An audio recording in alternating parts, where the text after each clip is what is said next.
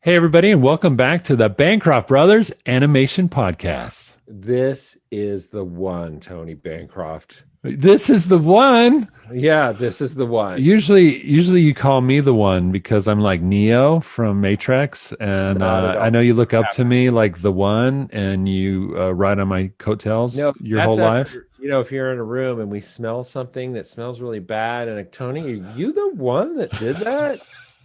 It That's works how in so many ways, but what way did you mean it oh, then? oh my This is the one. gosh. This is the podcast. This is the one that we've been looking This forward is to. the one that you're going to enjoy the most, even though we did just drop one recently with Pete Doctor that was amazing. You know Um, what, Pete? Let me just say from behind the scenes here for yeah. the audience that's listening. Mhm. Pete was so generous with his time. We called him in the evening, so he had already had a long day being the CCO of a major corporation, Pixar Animation How? Studios. How does he do it? And then he, I don't know, begged off his kids and Mm. starved his wife of his affections, did not have dinner, I don't think, and just like said, I'm gonna talk to the Bancroft Brothers Animation Podcast. Oh, and by the way, they're gonna milk it and go an hour and a half long, I know it. probably. And I'm Yeah. I'm literally trying to get, Tom, we go One over more an question. hour and I'm just One more like, question. okay, Yep. last question. And Tom's like, well, you say that, but I have another question. Can I I just need put this you on this? answered.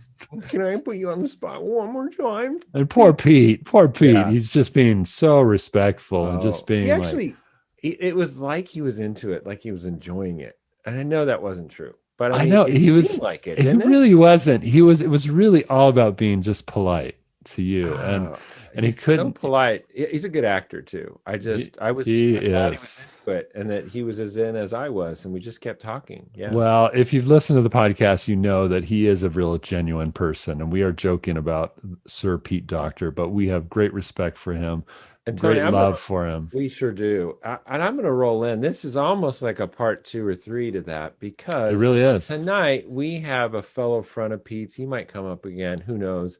But our friend tonight is Mark Kennedy, who we all four of us went to school together at Cal Arts. So that's the tie-in right now. But Mark Kennedy, welcome to the Bancroft Brothers Animation Podcast. Yeah, Thank you, Mark. guys. Thank you so much. No, it's an honor to be here after Pete. I can't wait to listen to his. And Yeah. Did you ever think that you were going to be following up Pete Doctor like Tom is Well, follows I'm up going to me jump for the on rest that of to his say, life? didn't we all kind of think that at Cal Arts that we would be yeah, following him Yeah, more? yeah. I think we Yeah. knew. Uh-huh. well, the great thing about Pete having gone to Cal Arts with him is you guys. I mean, he was just always brilliant. And but computer animation didn't exist yet, and we were all focused on like I gotta learn how to draw, and I Yeah. need to be able to Disney. draw It was always Disney Disney. princess eyelashes, and and and and Pete just his brilliant self was perfect for computer animation where he could just pour all that genius into his beautiful animation and Now, Right. Tom, what Tom didn't say in his introduction of you, and for the audience that's listening, you should know Mark Kennedy, and you will get to know him on this podcast. We're thrilled to have him because Mark Kennedy is a longtime Disney vet. In a moment, I'm going to ask you how many years, but longtime Disney vet, but head of story on one of my all-time favorite films. I know it's yours too, Tangled. What? And so he's going to talk a lot about Tangled tonight because we're going to get geeky. We're going deep. But Mark is an exceptional storyboard artist, but we knew him as, one of our good buddies there at Cal Arts in our freshman year. Tom and I only went there for a year and a half. We talked about that. So we didn't get to know everybody as well as we wanted to. No. But Mark was in our class and then we got to see him grow at Disney in some miraculous ways. And he's worked on so many great projects. Now he's a leader in the story department at Disney. How many years, Mark, have you been there now?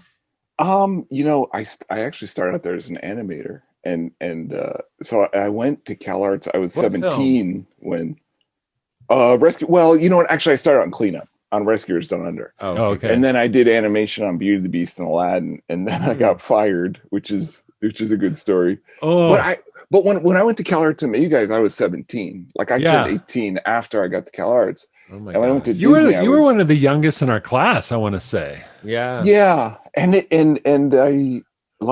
think it was so helpful for a lot of you guys to have had other experiences. I Mm. think everything you do as an artist is, and it was so overwhelming to jump in so young and be surrounded by such talented people like you guys. But then, so I started at Disney when I was 20, and and I guess I was probably like 21 or so when I was animating Beauty and the Beast and Aladdin. So then I got fired, which is a whole other story. And Wait, before you got fired though, what I remember is you got an incredible opportunity when you got into animation. All of a sudden, I remember walking by your desk and you're working with Glenn Keane on Aladdin. And weren't yeah, you his rough in betweener for the whole film? no, I wasn't. You know who did rough in betweens for him was Prez Press Romanillos. and Randy Haycock, who's just a brilliant animator, started then and started out as Glenn's rough in betweener. And I know Randy was doing like an Aladdin test in his spare time that looked like a Glenn Keane scene, and I'm sitting there like I trying to draw Aladdin's eyeballs correctly, But I did. When I was on Beauty and the Beast, I did some animation on Philippe, and so I worked with Russ Edmonds. He was my mentor. Yeah, Russ and is then great.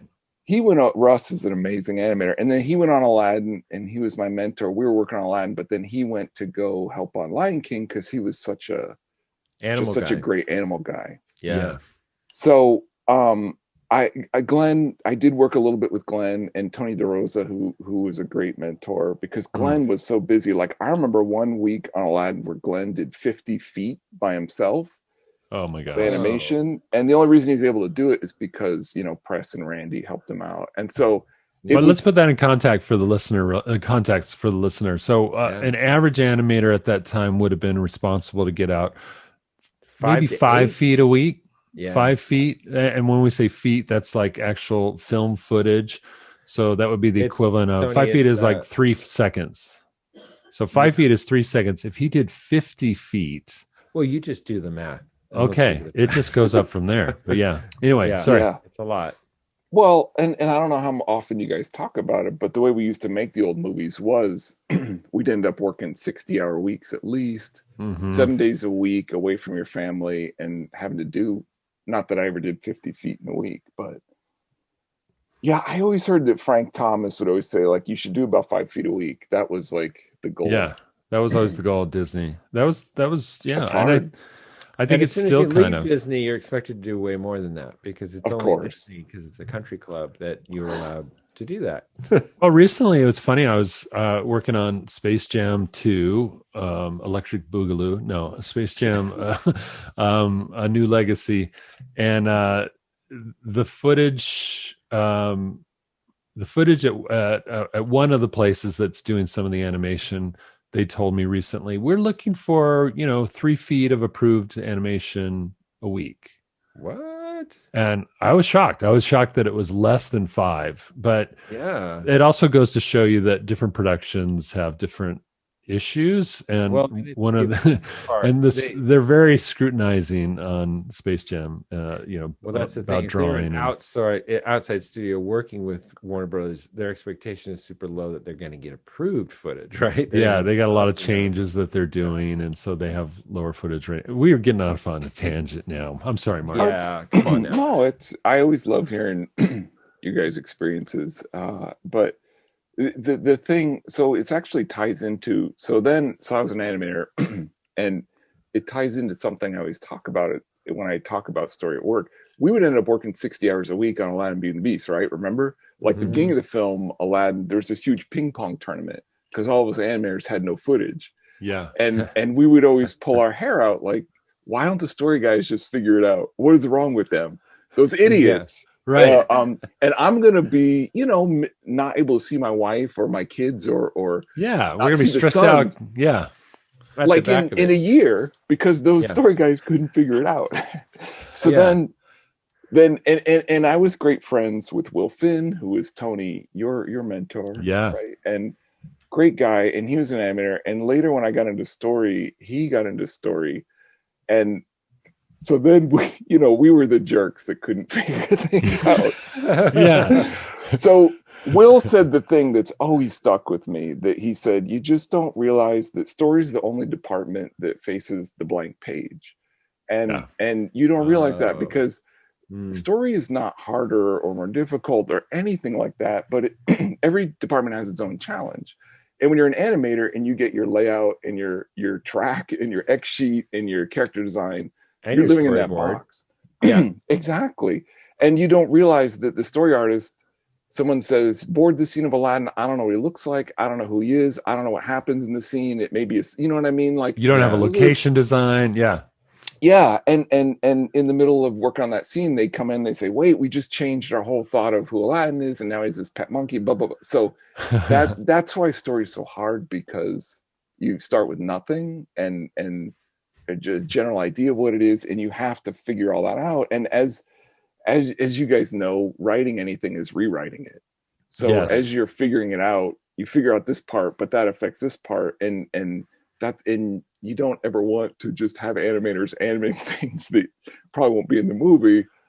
So and back then too, in those days, especially, there was just this culture of like redoing everything. I mean, Katzenberg was kind of Yeah. infamous for like He was everything, Yeah. like proud of redo it. it, redo it. Right. Yeah, He was and super proud that that's part of our, it's just, they would joke about it, that's part of the process. You don't need your family. But back up, because I know the listeners are going, well, wait, what about scripts? You guys had a script for Aladdin. Why didn't that make it, you had a roadmap. Why didn't that make it easier? So tell us about, and I know that actually, and just to back up even more for trivia, like it was Michael Eisner that really brought the script process into Disney animation. Before that, they did not. Literally, Walt would like, here's the story that I'm thinking, and he would spew it out almost like he was telling a fairy tale. Yeah. And then they And, would add to it and and add they to it would and add, change and it, it it and would evolve and change, on right? the And boards. Yeah. very much, but all board driven, storyboard guys. There was no script writing. And so Eisner was used to that at Paramount as the sort of head of Paramount and making films. He's like, why aren't you guys writing scripts? I can read a script. I don't want to see you pitch with a little stick your story. I don't understand that.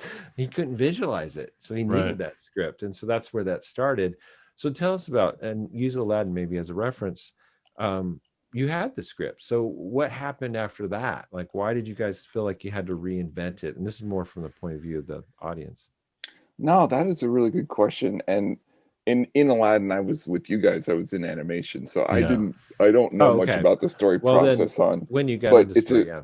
it's a really good question. It's a really good question. And just to add to that, people will also say, I worked on Rapunzel and Tangled with Glenn, and then, Nathan Greno and Byron Howard for I think 7 years. Oh, Mm. And I know, and people will say, well, there's a fairy tale Rapunzel, just do the fairy tale.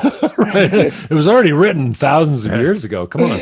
and Yeah. and those are people who've never read it, because one of the things about the original fairy tale I remember is the witch realizes, hey, there's a prince who's been coming to this tower because Rapunzel needs new clothes because she's pregnant and doesn't realize it, and she's filling out.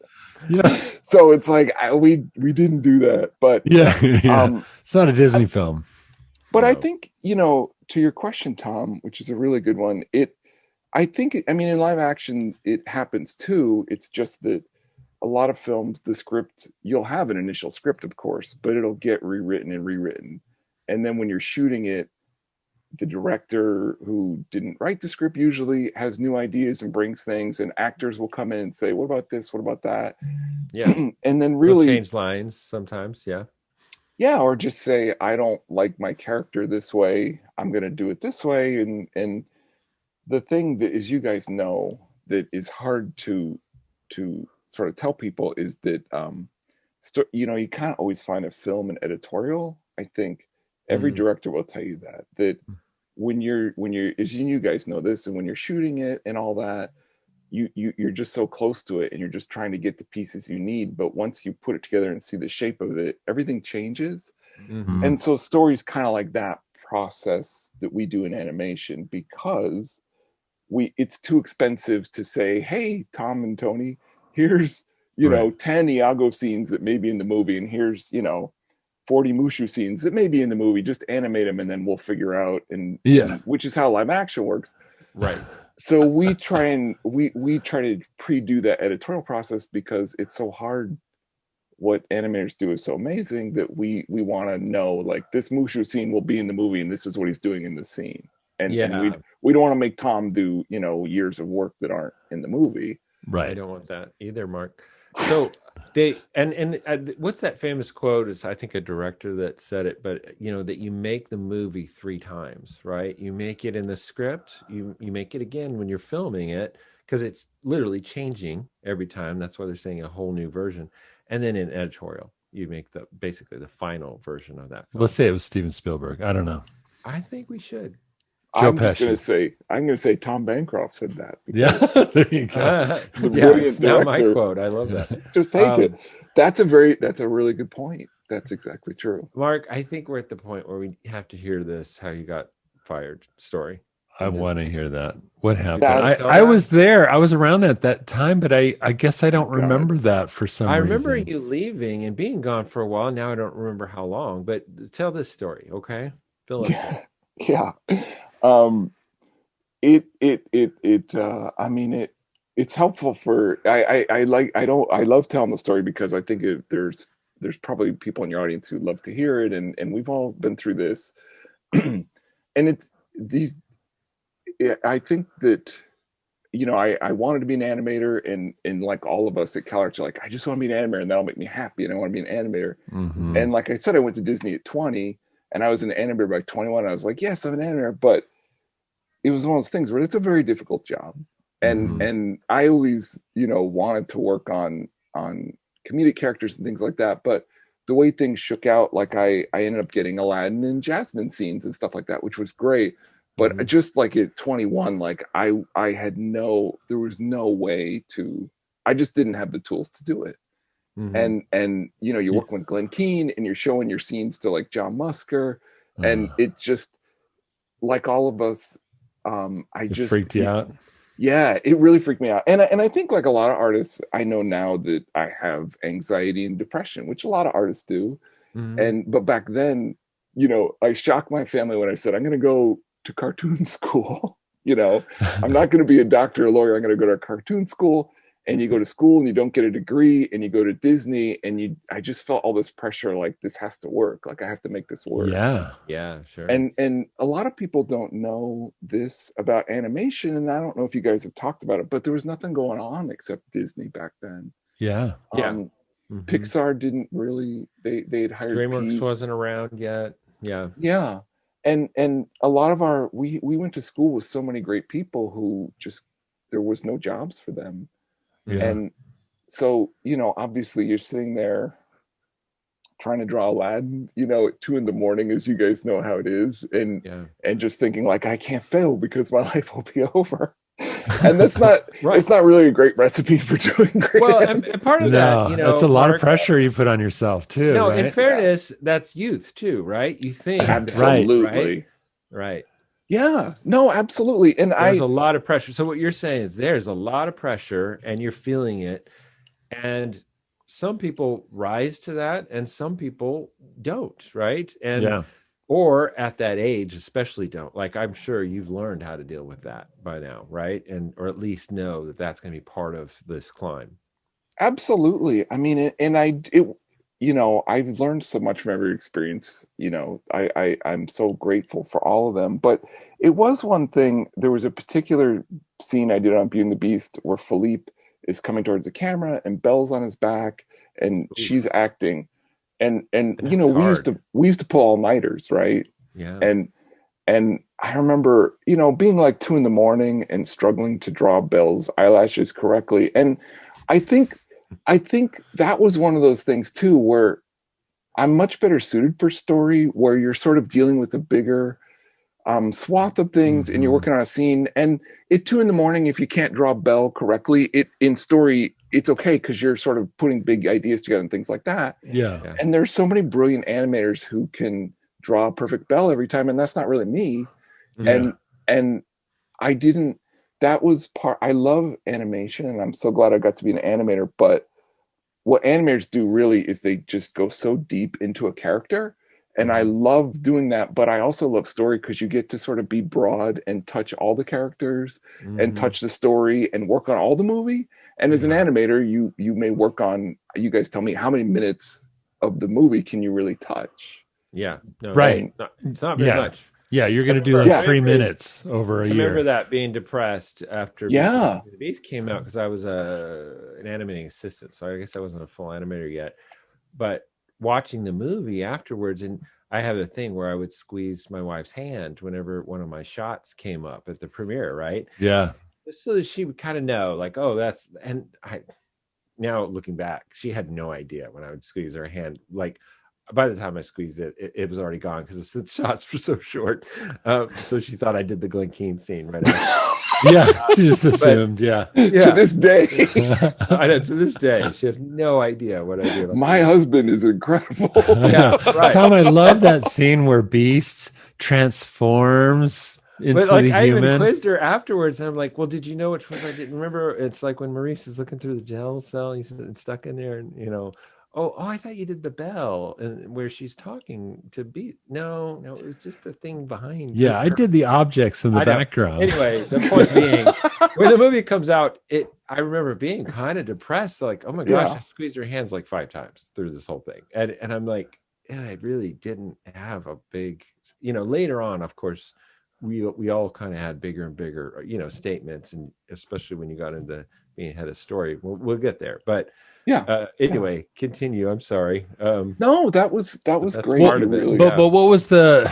I guess I want to dig deeper into that if you don't mind. What was was there a review of your work that led to you being laid off? Was it because were you an animating assistant? Because I remember as animating assistants, we were being reviewed on a constant Yes. basis I was. by. Okay. I was never, yeah, to be clear, I was never a full-fledged animator. I was an animating assistant. And one thing, side note, just hearing you guys talk about your experience in leaving Disney, one thing that Disney's never been good at and is better about now, but really has always been bad at, is supporting people who need support. Yeah. And even, you guys talking about, hey, I'm a 2D animator sitting here and the studio is transitioning to 3D, and nobody told me, and nobody said, maybe work on this skill set, or we're here for you to help you transition. Yeah. And it's something that there's much more infrastructure now at Disney to deal with that, but it's still a huge problem. Yeah. And well, I really, they're still a business, so they're gonna be like, They're a well, we don't need corporation. to get your permission to switch to CG. We're Yes. gonna do it, and you're gonna deal with it or not, right? yeah. I don't know. But I was getting, which I was happy to do, of course, but I was getting like little Philippe scenes of him like walking through. And then they were like, well, we can't promote you based on your micro horse, So they gave me, we call that boogermation. Yeah. But The size of a booger. yeah, pretty much. And oh God, I just remember doing this huge scene of Philippe walking, and I worked on it so long and was crinkling the paper, and I had to put those peg reinforcements on it. Yeah. And it was this long scene because there's huge crosses up. So I took it to Russ to put on his pegs, and there was so much paper and so many peg reinforcements. He's like pounding the paper to get it on the pegs. He gets out a mallet. Yes. So you young kids will never know the pain. But so then, again, this is where the studio didn't have an infrastructure to say, hey, we're going to get you like a acting Belle scene or a Beast scene or something, Codsworth scene, just so you can show, like, do you have acting chops? Yeah.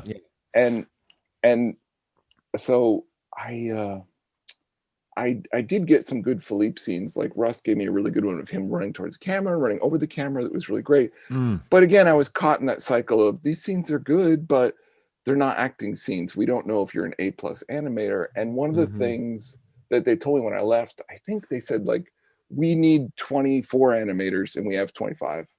And I was really struggling, just really struggling. And I think getting let go was the best thing that could have happened, because I was really just at my wits' end. Alone, I remember that happening to animating assistants on Aladdin, friends of ours, that that was where they got cut off. And every film you were like lucky, oh, you made it to, well, we'll keep you. Some people, if they had an opening, okay, we'll keep you as animating assistant on the next film, but watch it, you're kind of on the cusp, or you just didn't make it, because you're right, it was numbers. And so Yeah, that was that. We don't talk about that enough. You're right. But that was going on at Disney, especially during those days, because they hadn't hit Lion King yet. There wasn't like a huge boom where we can't get enough people and they'll work with you a little bit longer, right? It was a tight ship back then. Yeah, and it was cutthroat and it was competitive, and you felt Hmm. all those things. We talked a little bit with Pete Doctor about the competitiveness of Cal Arts, and it was funny because he kind of blew that off in a lot of ways. I don't think he felt that as much, and maybe it was just Tom and I because we're used to competing ourselves against each other. And but For what sure. what was that next step for you? Let's go forward on that concept of or that story.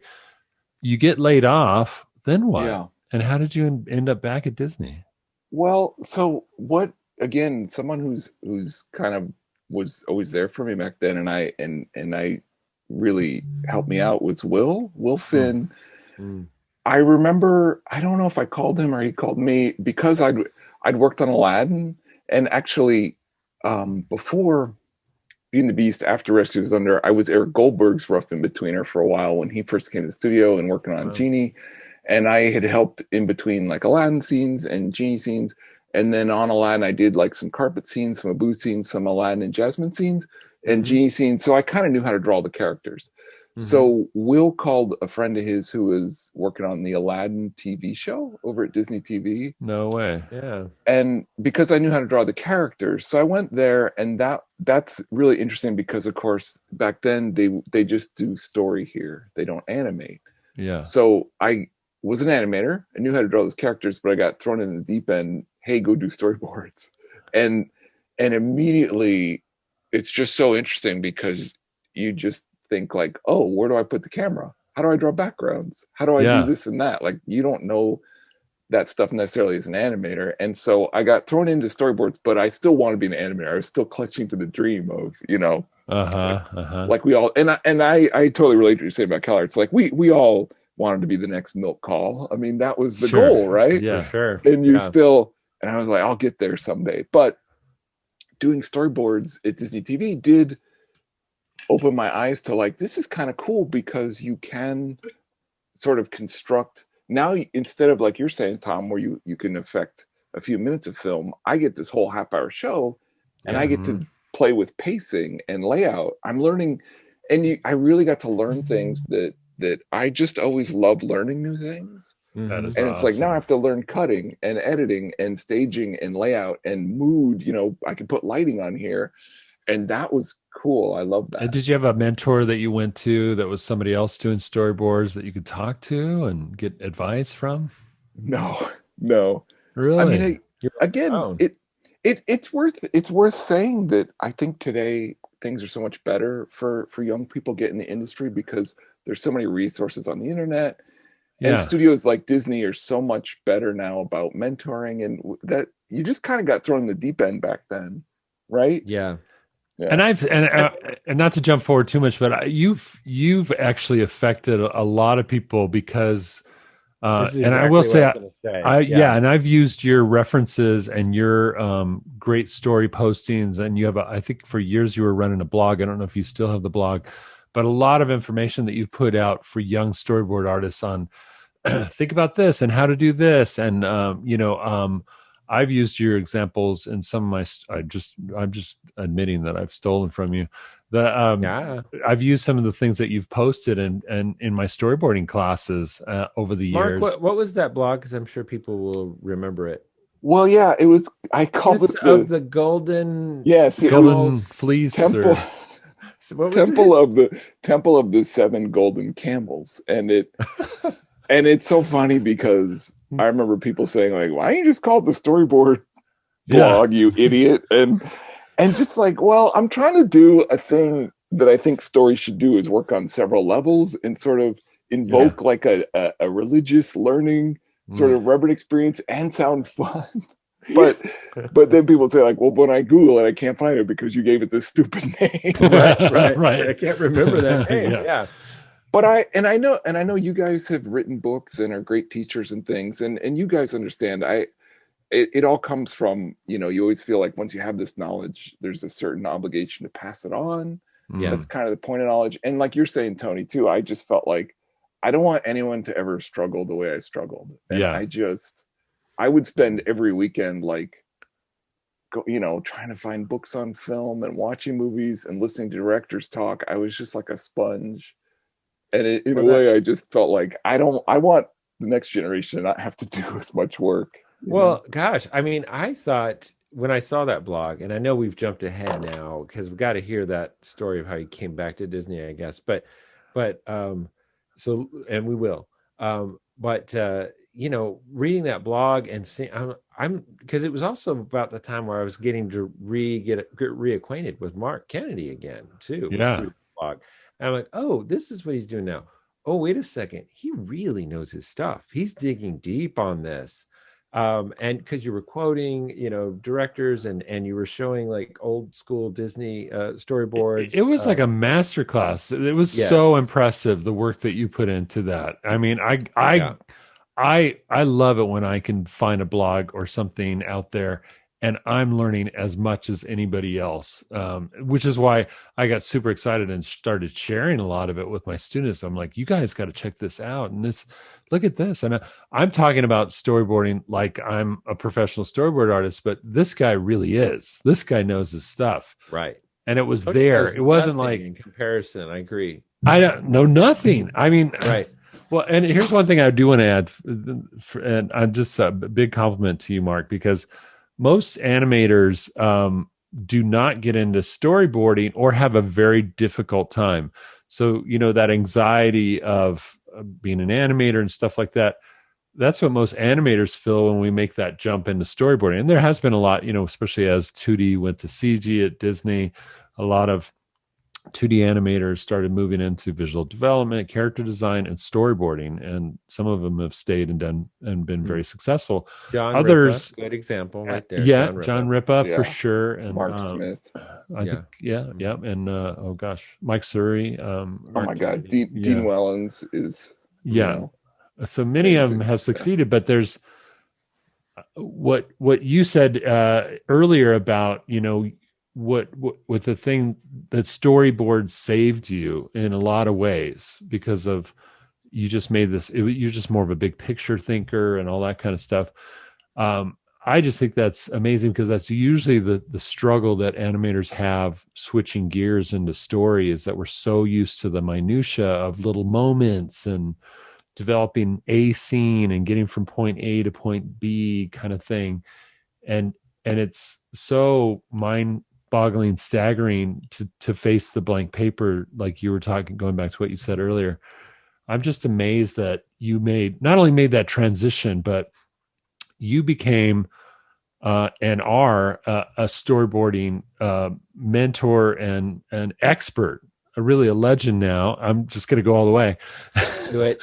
Really a legend now in storyboarding at Disney. And what a great story that you are telling now about your career, that you failed at one thing. You can admit that you transitioned to something else that most people would think is even harder, and now are super, super successful in what you do, and bring teaching and light and joy to all that. There's no question to that, but which is fine, Tony. Yeah. It's all true. I told you I just wanted to because we just heard about a half hour of him tearing himself down about how horrible of an artist he is, right? So now I want to hear. Did I say that?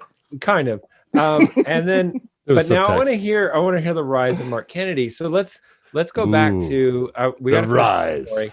So now you've touched in the story. You've done it on an Aladdin TV show. How does it transition to you coming back? Was there ever a moment where you're like, hey, I'm going to try and get back to Disney, but I still want to be an animator, or had you totally gone into this story? To the dark side of storyboarding. To the dark side. It's so funny because I was still driven by my my need to be Milk Call one day, and I liked Disney TV. I got a lot out of it. I worked on a bunch of shows with a lot of good people. But Warner Brothers was starting an animation studio at that time. This is before Iron Giant. It's before the Camelot movie they made. Oh, really? They were just sort of pulling people together. The Bill and Sue Croyer went over there. Yeah.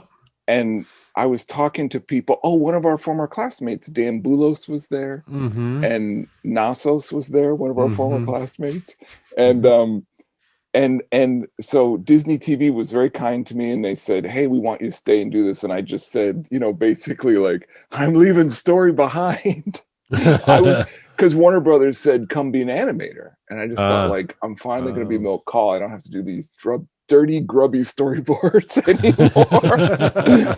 I'm ascended, and so I went to Warner Brothers and said, "I want the Milt Kahl Rich and Famous contract, please." And the thing was, they were doing development, and there were all these directors there. Bill and Sue Croyer were one, and they hadn't picked the project, so there was nothing to do, and you could kind of they literally hired you when they really didn't have a need for you. That's interesting. It was a different time for sure. It was, yeah.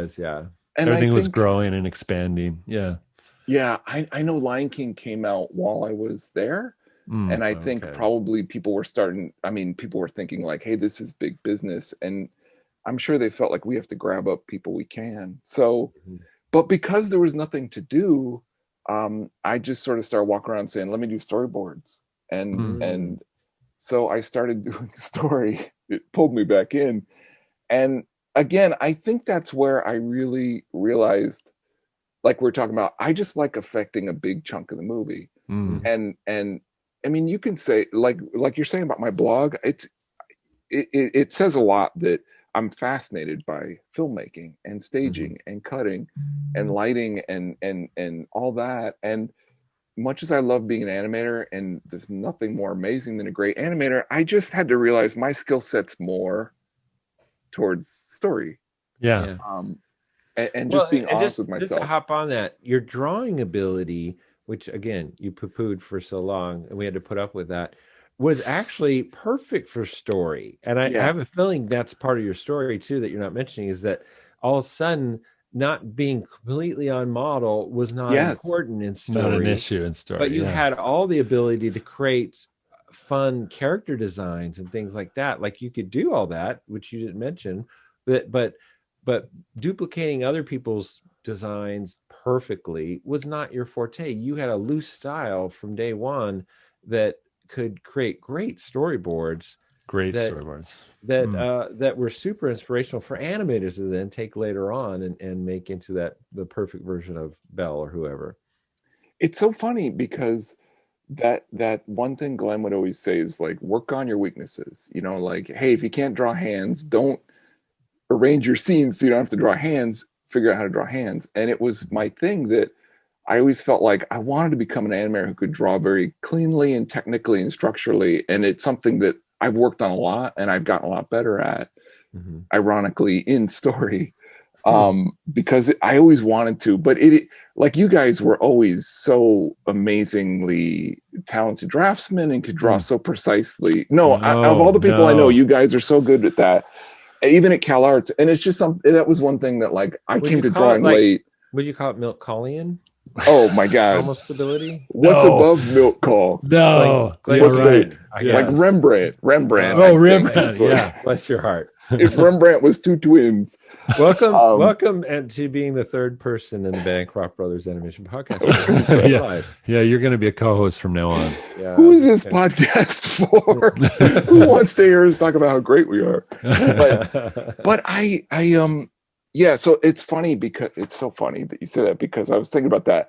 I really push myself to draw precisely, and I take great pride now in drawing my storyboards in a way that I am very precise, in a way that I could never be as an animator. And it gets me into so much trouble because when you draw precisely, people always go, "Oh, that's a great Rapunzel drawing. Could you scooch the eyebrow up a little bit?" But when you do the rough dot-eyed Rapunzel, people are like, "Well, that's, you captured her ennui perfectly." Right.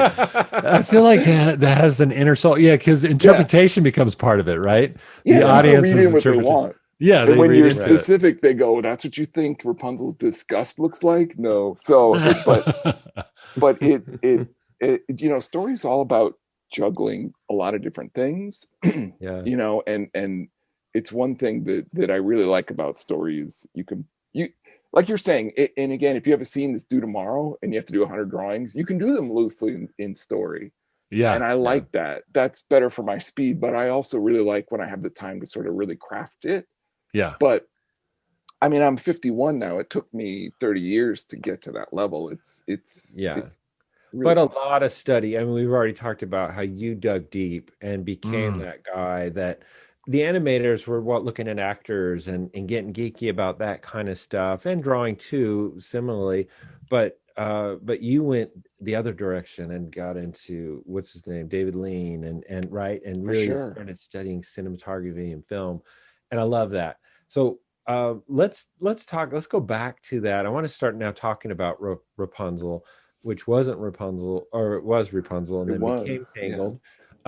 And also, like, so your rise there, and also, go back a little bit to that original question, which was like, well, what happens to that script, and why can't a story guy just make that, or gal make that story that's already in print? And supposedly they liked it because they greenlit the production, right? Mm. What happens, and use that one film as an example.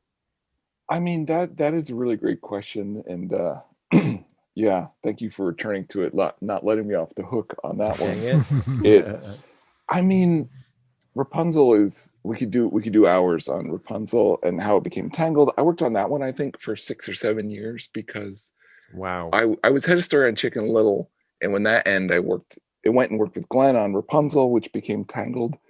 I think there's so many examples of what you're saying, Tom, like the tiny little things that happen that, I mean, reading a script, it's like anything, you could go see a movie based on a great book and Hmm. say, like, why did, Harry Potter, why did they change the book? The book was perfect. And Right. there are just so many things that happen. One of the biggest, like, just most interesting examples I have is I always had a picture of who Rapunzel was.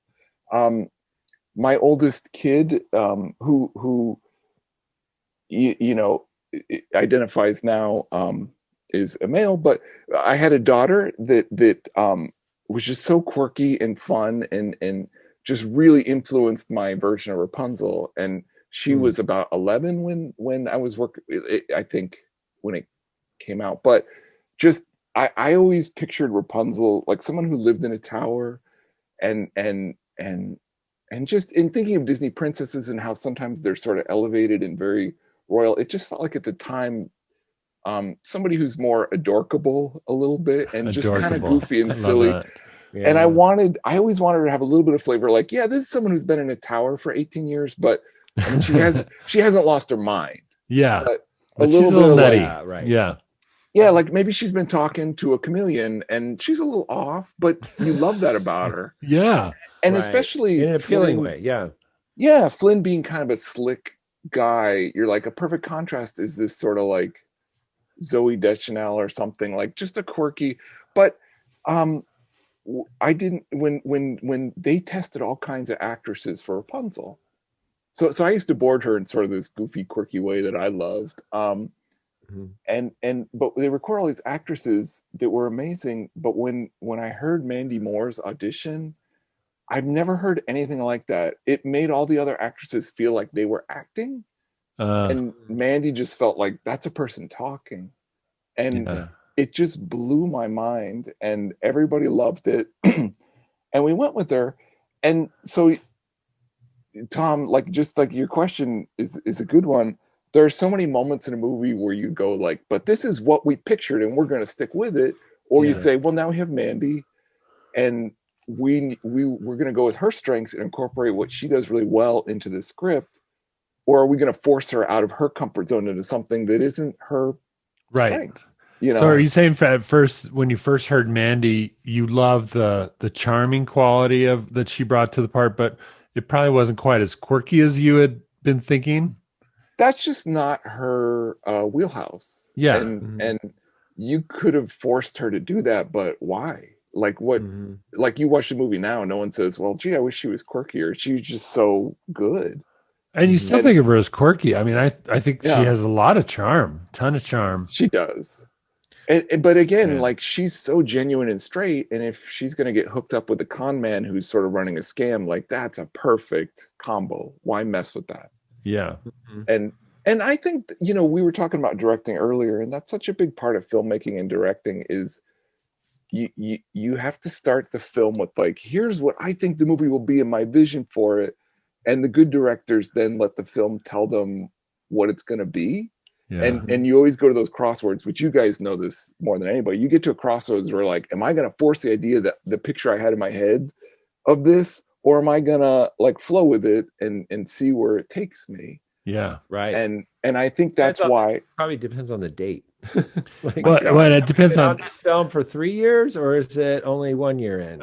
Yeah. And bigger than that, it depends on. I mean, because I've done independent films and big budget films, and it really depends on time and money. Of course. And Yeah. at Disney, this is the difference. At Disney, you guys have the resources and the time and the support from your bosses to go, you know what? I want to just go down this track here for a little bit.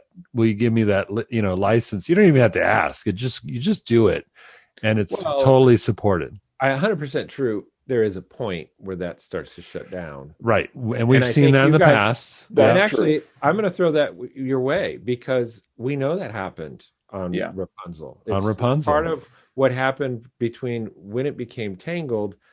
So can we fast forward just a little bit? You've been on it for a long time. It's called Rapunzel. Glenn Keane is directing it, by the way, back in those days. Yeah. And I know health issues with Glenn was one of the big reasons that the switch happened. But story wise, it wasn't working the way that I think it was probably Lasseter at the time wanted. Tell us about those days. Yeah, and where were you on that? That whole issue of, did you feel like it was working? Did you feel like there needed to be big changes? Do you mind sharing? No, I don't mind sharing. And like a lot of things, as you guys know, there's never someone twirling their mustache saying, I'm going to ruin this movie. That it's exactly like what you just said, Tony, and what you said, Tom, is that everybody wants to give you the freedom, but you can't let an artist like go navel gaze for 10 years Forever, and yeah. then hope they come up with a movie because the stockholders are Right. so it's a tricky balance. And Disney is a big corporation that makes art and with a bunch of artists, and it's always messy. Yeah. But it was so interesting because when I feel like I know Tom's worried this is gonna be like a 12-hour episode, and he keeps trying to jump ahead. Yeah. But so I'll try and be brief. But when I was head of story in Chicken Little, and then Glenn was having a hard time getting people to help him on Rapunzel because Glenn was an animator, and he was coming into the story process, and story people and animators, story people would rather work with story people because they speak the same language. Yeah. And a lot of people just felt like, I don't know Glenn, I haven't worked with him, and I respect him, of course, but I don't know what that'll be like. And the other thing that was happening that people just didn't want to be a part of, the studio was kind of telling Glenn, make this sort of Shrekier version of Rapunzel, because you have to remember, we were living in a world where Shrek had come out, and Huge Shrek success. was like, and at Disney we'd been making fairy tales, and the world kind of said, hey, you're making these creaky formulaic things and we're tired of them, and that's why people like Shrek. Oh yeah, no, I remember that. I remember hearing that story. That basically, and then from on high, I guess Lasseter saying, okay, we're not going to do this anymore. It's not going to be a traditional musical princess story. Well, the thing is, because John wasn't there yet. This is when David Staten was in charge after Tom Schumacher left. Oh, can we talk about David Staten for about a half hour? That's another podcast. Let's skip past that. Most hated executive in Disney history. Yes, for sure. But let's go past that for a minute. Keep going, Mark. I love this. Yeah, sorry. But this you will love this story, and I have not told this story much, and I'm generally a very professional person. But with your setup, David and I worked on Chicken Little, and he knew me, and he asked me to be head of story and help Glenn, and the studio was trying to figure out, look, we're doing a CG fairy tale. We don't want to fall in the trap. And basically what the studio said to me is, our biggest fear is that Glenn is going to produce another Little Mermaid. Oh And boy. we need to go past that. And so you need to help him find Oh, something you were a plant. other. You were But the planted by the studio to be a spy. But as soon as David said that, I'm sitting in his office, I'm thinking, I want to help Glenn make the Little Mermaid. I was like, when I was like, sure, I'll help Glenn. But what I really meant was, I'm going to help. And Glenn was working with some writers and making a sort of very More traditional. postmodern take on Yeah. fairy tales. And by working with Glenn and supporting him when people wouldn't support him and pushing, we ended up turning it into a traditional fairy tale. And definitely there was this sort of feedback to me, like, you didn't do what we asked you to do. Oh. And it's one of my proudest failures that I didn't. That didn't do is, that. you should be proud of that. I mean, you know what? Doggone it, Glenn Keane is a national treasure. And Glenn was, of course, he understood the studio, what they wanted, and he was trying to help them get to a version that he liked and they liked. He was doing everything he could. I was much more subversive in my, because one thing, when we were at CalArts, Glenn would always talk about sincerity. Yeah. And that's just always been my sort of North Star. Mhm. Like, be sincere. And they're asking Glenn to be kind of insincere. And I just felt like, that's dumb. And he can't do it. It wasn't his wheelhouse, right? So if they really wanted to make a change, they had to make a change. So that's what led, right? So the funny thing was, like, he and I, and me being subversive and kind of trying to drive the car into the ditch and come up with a sincere version.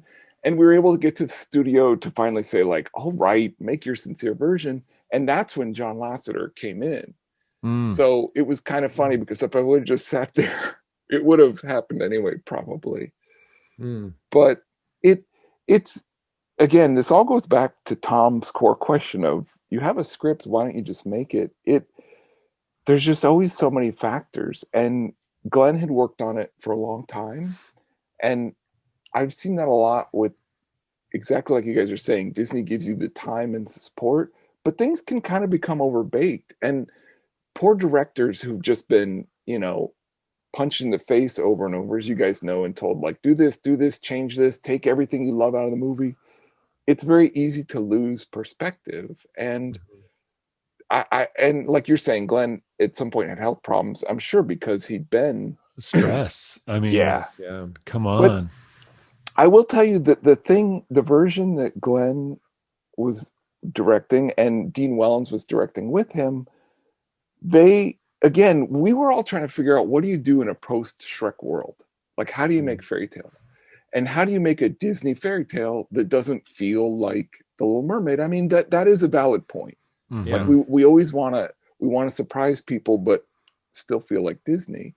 And Glenn and Dean, who are very thoughtful and very smart, deep thinkers, sort of created a more realistic version of a Disney fairy tale with darker elements. The closest thing I can kind of say is, it felt more like a Harry Potter or Lord of the Rings version. There were no songs. And I will tell you that they got nothing but positive feedback from people who because Glenn and Dean, whatever they do is going to be super compelling. It's just going to suck you in. And it was just a great version of that. And I was with them through the journey, and we'd have screens where people are like, this is amazing, but the studio is trying to figure out. John Lasseter comes in, and the other thing too, we had a lot of failures, and there was always a feeling at Disney of, well, we have Pixar, why do we need you guys? We make Coke, we don't need Pepsi. At the time it was like that, for sure. Yeah, and I think John coming in and wanting to save Disney, John's thinking, and probably the studio's thinking, was, we need success, and maybe we don't want to try something too out of the ordinary. Let's do a comedy musical fairy tale, because people will always love that kind of thing. And fast forward, the movie comes out. And they weren't wrong, right? I mean, it was a great film. I love hearing though, Mark, that you're the first person I've heard and that was super close to the production like you were, that said, well, actually, the film that was Rapunzel, it was good. It Right. was just not what they needed at that time. It was And like that's such a the super good thing interesting. at the wrong place at the wrong place, wrong Yeah. time kind of situation, right? I mean, I want to blame David Staten and just say that, bad decisions were made and they got rid of amazing things. And and there was something amazing that was kind of turned away, obviously. But I love hearing your story of like, well, but then we kind of went a different direction because of the times and what was needed for the company, and yet it worked out too, and maybe that's a compliment to all the amazing ability that was in the building, and I do think that's probably most of it. But you guys, what you're really good at, Mark, and I would say a lot of the people at Disney are too, is to be able to say, this is what we need, this criteria, boom, boom, boom, boom, make that movie, but make it like we've never seen it before, right? And is that kind of what the mantra was in the new direction? Definitely. I mean, I was thinking about that before talking to you guys, that I feel like my whole career, people always say, well, Disney's at the crossroads. And you're Mhm. always like when 2D to 3D and in making Tangled in a post Shrek world, you always feel like you sort of have this blessing and this curse of our legacy, which is people expect something out of Disney. And Hmm. if you go too far away from that, people say, well, that doesn't feel like Disney. And if you just give them what they've seen before, they think, well, you're creaky and old and dusty. Like the when you say Mhm. Disney, you can picture a lot of good things, but also like living in the past and making the same kind of films over and over. There's good and bad. Mhm. Yeah, because I So mean, the biggest criticism that Disney animation has had over the years is that in Walt's day, they were considered innovators. They were ahead of the right. game. And even this story about Tangled, Rapunzel turning into Tangled, is all about being behind and trying to catch up to where the audience is, which just shows that that Disney has changed. And it's not all the artist's fault. I mean, I'm sure there was artists that were coming up with all kinds of brand new, interesting, unique ideas, but the leadership, it starts there usually, and they have to know what they want. They have to know where they're going, and and I And remember they being part didn't. of that when I was there too, that the leadership was very confused about, I mean, heck, we know in the 70s into the 80s, there was always that what would Walt do kind of mentality with the executives. That's killer. It should be, okay, we want to be innovators, but what should we do now to be ahead of the game instead of playing catch up? And that started with Michael Eisner. He stopped that. Like nobody, he never said what would Walt do. I really Yeah. think that was where that ended. So Mark, back to Rapunzel, and I know we want to fast forward a little bit to what you're doing now too, but I want to hear that transition. So, like normally when that happens and a film dies, right, like and the directors are usually the first to go, of course, but what goes with it is the head of story usually. You stuck on. How did that happen? And was there a moment where one, you were worried about your job, but two, going, gosh, now what do I do? Like I have to you put so many years into this. That old version was you. Now you have to reinvent yourself in this story. Yeah, that is really difficult. And just being there too while people like Glenn who didn't do anything wrong and didn't, Mhm. watching him go away and feeling like, well, gee, you know, that that is such a hard part of when these things change hands and things evolve. Survivor's guilt, right? Yeah, and there's never anyone saying like you're the bad guy, this is your fault, you messed up. It's just these things change. And Hmm. Mhm. it all goes back to your question about why don't you just take the script and do it? Things just change and evolve and you learn things and the culture changes and it's like the film we would have made 10 years ago, now we need to do it differently. So I don't I, so John had worked with Byron Howard and Nathan Greno on Bolt and was very close with them and trusted them. And when we hit the reset button on Rapunzel, we had I think 2 years left to do it to start over. Mm. Mm. And that was really an uphill battle. And I think one of the things that made the film so good and you hear the older Disney guys would say this, is that we kind of had nothing to lose. Like we really did feel like, hey, Disney may close this studio and just keep Pixar.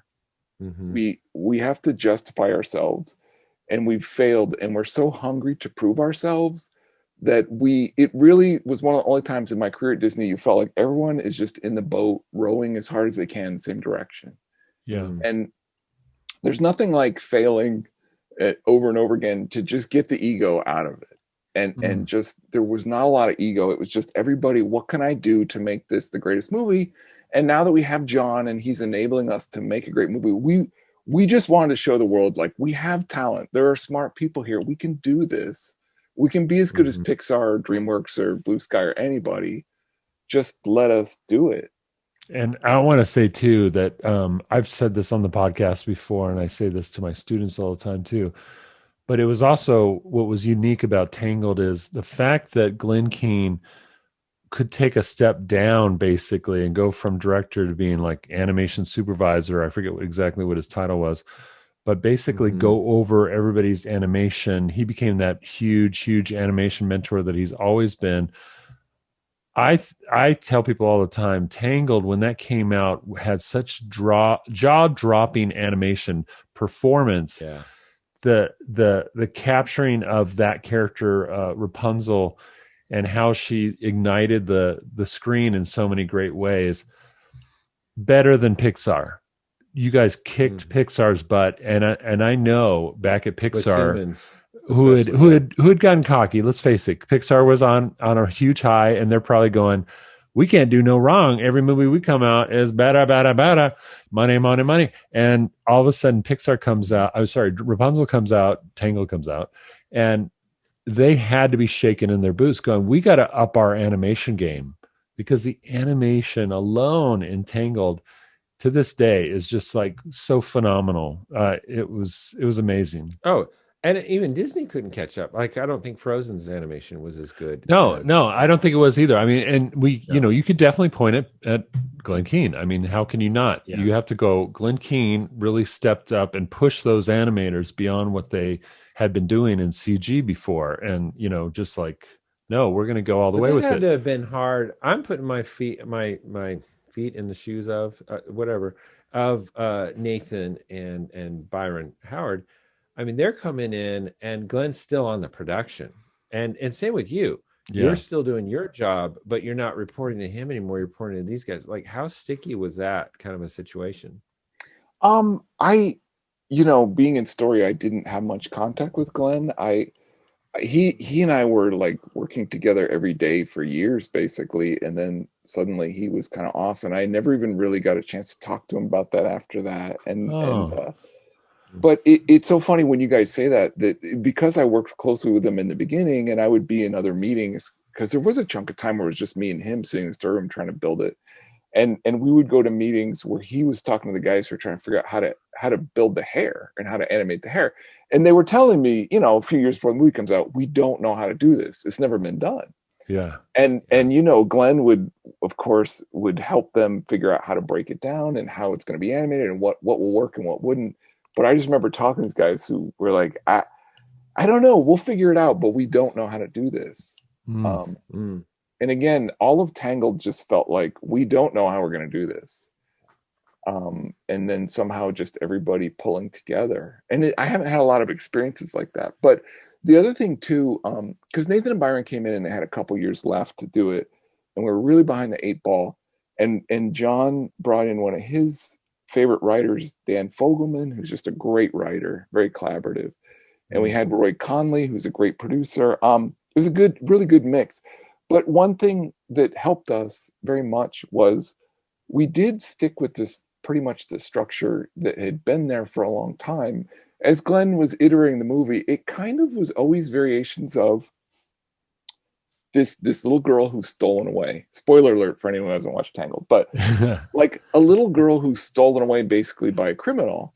And this criminal raises her and says, don't go out there because everybody's a criminal. Yeah. Don't trust people.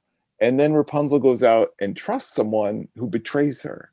Yeah. And her at the crossroads of like, do I give up on life and just go, live in a room where no one will ever break my heart, or to go out in the world and get my heart broken, you know? Mhm. And there was something, I don't know that we could have done it in 2 years if we had to reinvent that. And it was very helpful for us to have had a bunch of versions that had been done to kind of go, we're going to steal this element, but we don't want this element. Yeah. It's like going over somebody's drawing. Like if Yeah. you go over somebody's drawing, it's easier than trying to do it from scratch. And that's not to take anything away from Nathan or Byron or Dan or anybody on the story Yeah. crew. It was a huge, but without that structure, again, we would have been facing the blue sky, and it would have been like, well, it's going to take us a year to figure out the anchor points. Now, I've heard you talk about Tangled in such a loving way, and I see a lot of posts where you're very proud of Tangled. You even in an email to me said it was one of your best experiences, and yet, from what we just went through, it sounds like a horror show. Okay, so what is Yeah. it that you love about Tangled? What is it you love about Mark Kennedy's contribution to Tangled? The thing that we sort of, it's so funny because when you make a movie that really works, when the process really works, I know you guys can relate to this, you feel like we've cracked it. We know how to make movies, and thank God. Yeah. Let's just do it this way. And then Yeah. and now, like 10 years later, people will come up and like, we're having this problem in the story department. And it's like, yeah, I know. We've had that 5 years ago. We had it 10 years. Like Yeah. it you never crack it, and human endeavors are always affected by pride and ego, and you just never get away from it. But Yeah. the thing that made Tangled work so well, and I think it was in large part because we were failures in a way, and we were desperate to prove ourselves, that we all set our egos aside, and really the way we worked on that movie and story was incredible. And I've never had an experience quite that good, where what Nathan and Byron and Dan Fogelman and myself did, we got the story crew, which is like 8-10 people. Day one, we got in the room, and we would all talk, and all the story artists are there, so you have 10 brains kind of going at once. And when someone in the story says, hey, what about this, Nathan and Byron would stop and listen, which doesn't happen on every movie. And Nathan and Byron would listen to every idea, and then they would say, that's a great idea, let's plug it in. Or, I don't think that works because this. And every time they do that, you get a better sense of what they want. And if they say, I don't think it works because this, you can also go, yeah, but what about this? It just, you're building on things. And normally story artists aren't really in that process. And then when they go to board things, they're struggling to understand who's Rapunzel and who's this and who's that. But because we were all together all the time, people would bring up issues quickly, you know. Again, if you're working with a writer and you write a script and then you give it to for 6 weeks and you give it to story artists and they say, what about this, you're like, oh yeah, we didn't think of that. You've lost 6 weeks. But we had a really good story crew that would ask good questions, but also if Nathan and Byron said, hey, we've discussed that and we're moving this direction, they would go, gotcha. And yeah, you had directors that were decisive, basically, and had at least an idea, which is kind of amazing to come in at a quick thing like that. And okay, you only got 2 years to make it, and then be decisive on top of that. That's pretty hard, because you're fresh at it. You're still figuring out. You don't have that 2-3 years of just thinking about it, right? You got to make decisions. And you know what? And maybe that's part of the charm of Tangled, is that it wasn't overthought. There was that phase you got to benefit from where it was, like, wasn't Rapunzel pretty much designed by the time, kind of, at least CG Yeah, model? there was a lot of art direction, production design that was all done. that heavy lifting that helped you guys, propel you. Now you could just think story. What elements do we want to use from that old one, right? That had to have given you a big push forward.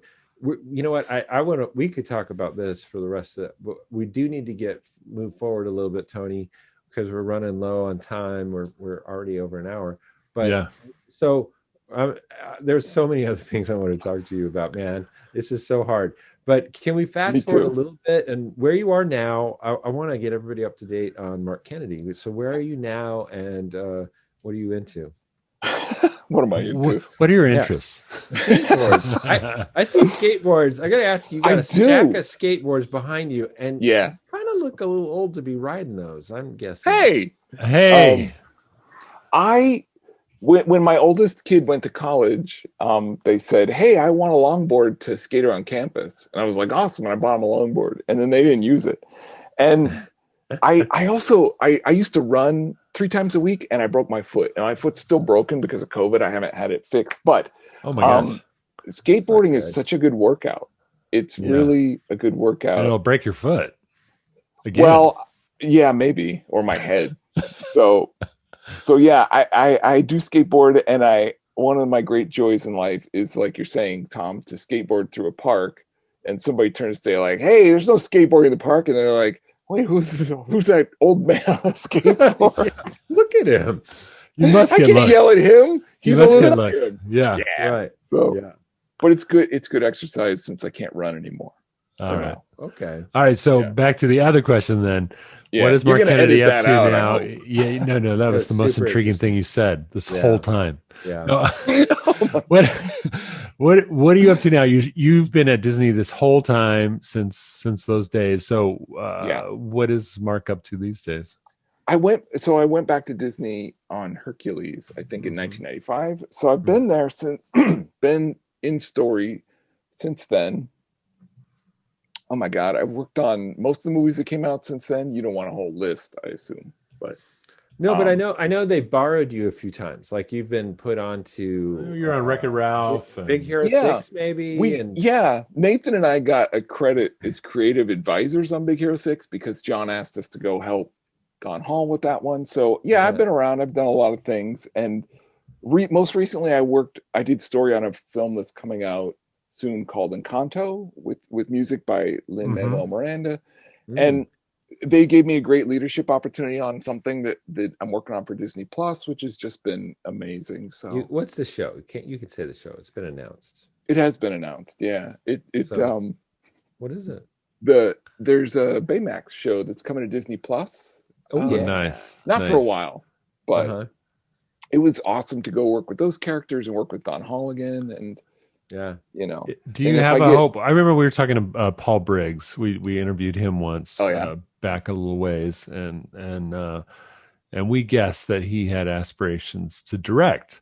And so I'm going to ask you point blank, what about you? You've got so much knowledge now, so much experience.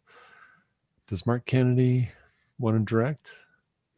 Well, the thing I always say is I really just want to work with good people on good projects, and worrying about what title or position or things like that is not what makes me happy. I just like doing good work, but leading people on the Baymax show has been really great because it feels very effortless to be a director, as you guys know, because you just kind of get good people in the room, just like Nathan and Byron did. You just let them throw out their ideas, and as a director, if you know the story and the characters, you can say, "Oh, that idea is great. Let's incorporate that," or "Oh, that idea doesn't quite work because of this and this, but if we tweak it, it can." And it's just so nice to work with people who kind of light up when you listen to them and their idea makes in the movie. And I love doing that as a leader. It's so great. And historically in this animation industry, particularly at Disney,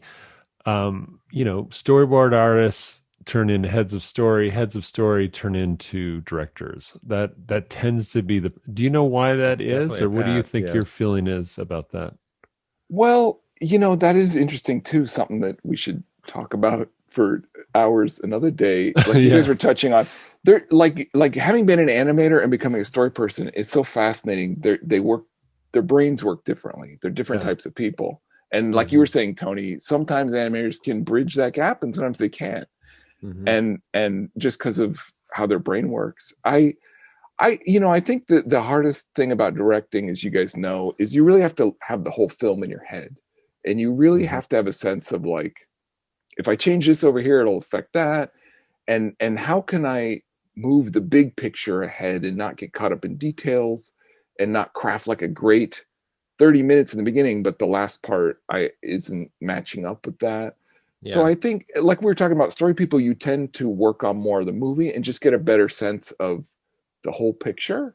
And whereas an animator, the wonderful thing about being an animator is you can focus on a smaller part, but just go so much deeper and really get a great performance.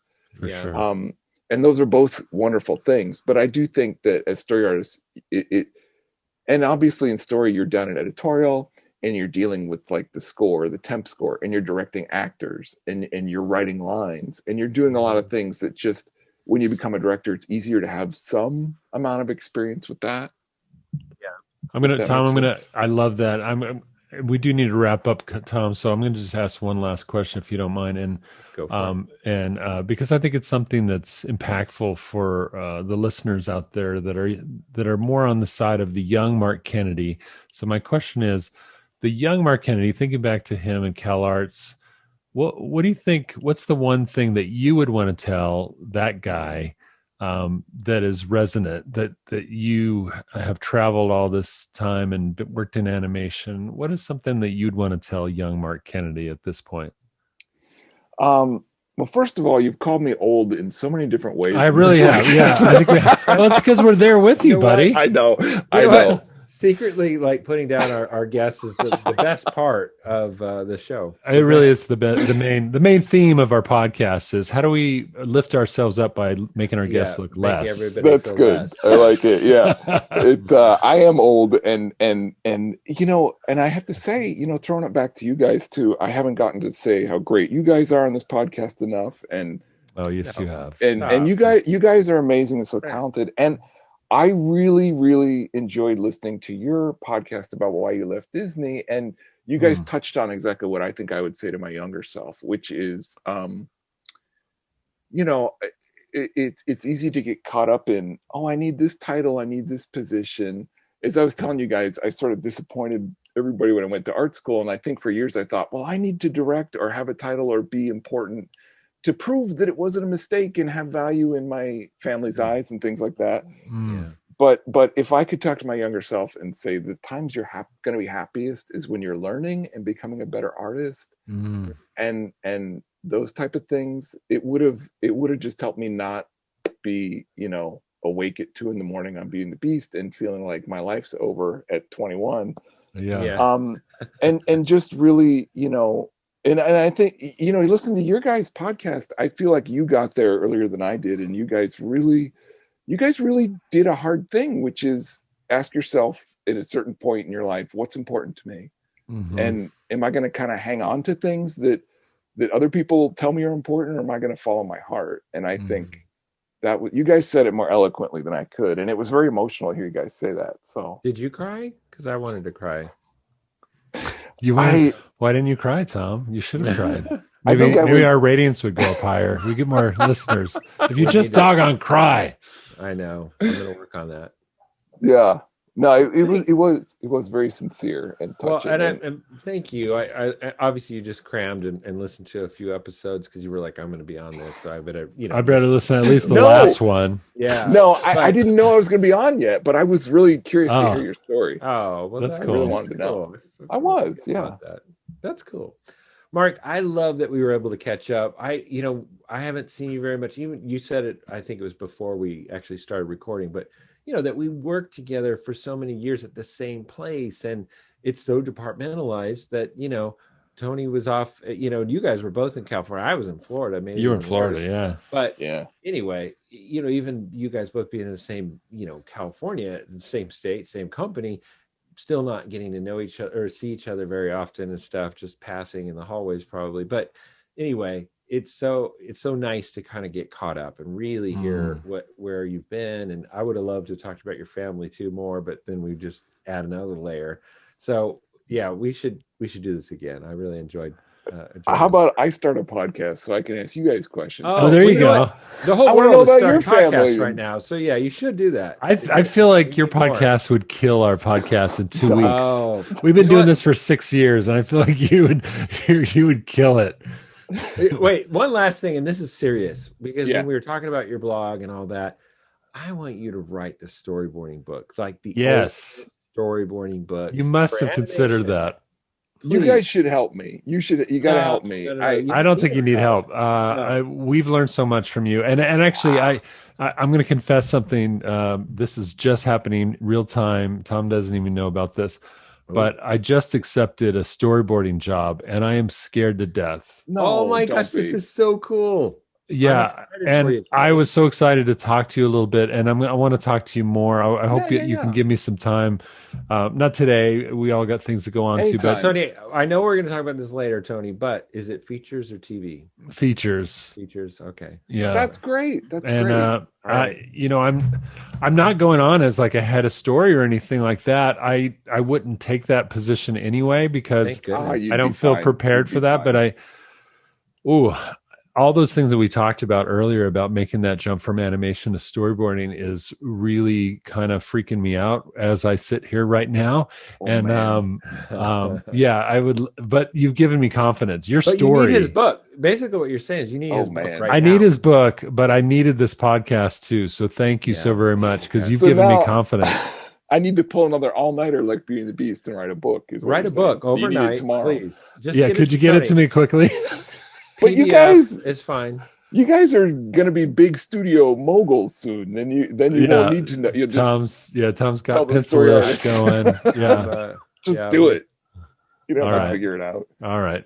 Well, we'll see. Anyway, thank you so very much. You'll be great. You'll be great, Tony. You'll be great. Hey, Mark, as your mentor on Tangled, told us many years ago, actually in a drawing that Tom has. Our motto for the signing off on this podcast comes straight from Glen Keane, and it is, and this is our message to everybody listening: animate from the heart. From the heart.